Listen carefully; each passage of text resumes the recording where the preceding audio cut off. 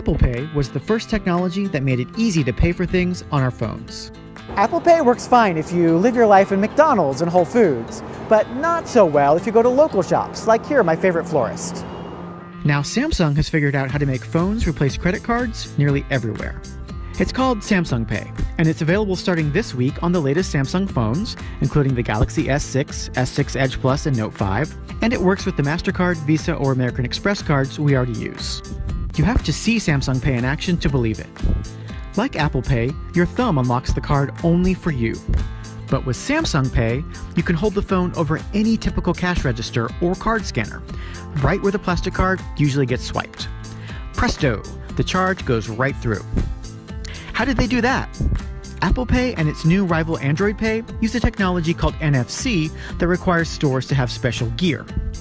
Samsung Pay has NFC too, but its main attraction is a new technology called Magnetic Secure Transmission, or MST. It generates magnetic fields, just like everyone's favorite X-Men villain, to trick credit card terminals into thinking you're swiping the old-fashioned way. Samsung Pay also protects your security by assigning your credit card number a unique stand-in code, which we've blurred out here. I tested Samsung Pay at dozens of places around San Francisco. The majority worked just fine, though there were a few hiccups.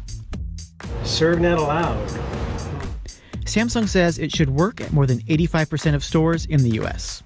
Samsung Pay's problem is that it's awkward to use. I got the stink eye from plenty of merchants who thought I was some kind of con artist or hacker. Few had heard of it, and even if they had, they got uncomfortable when I reached over the till with my phone. Perhaps that awkwardness will fade over time as Samsung's mega marketing budget kicks in. Even then, Samsung, Apple, and all the tech companies that want to replace our wallets need to give us a good reason to use our phones instead of plastic.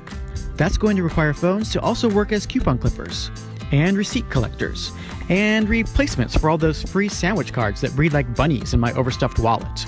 So far, none can do that. It's all still a work in progress, but at least with Samsung Pay, the future of how we buy things doesn't leave out most of the places we shop today.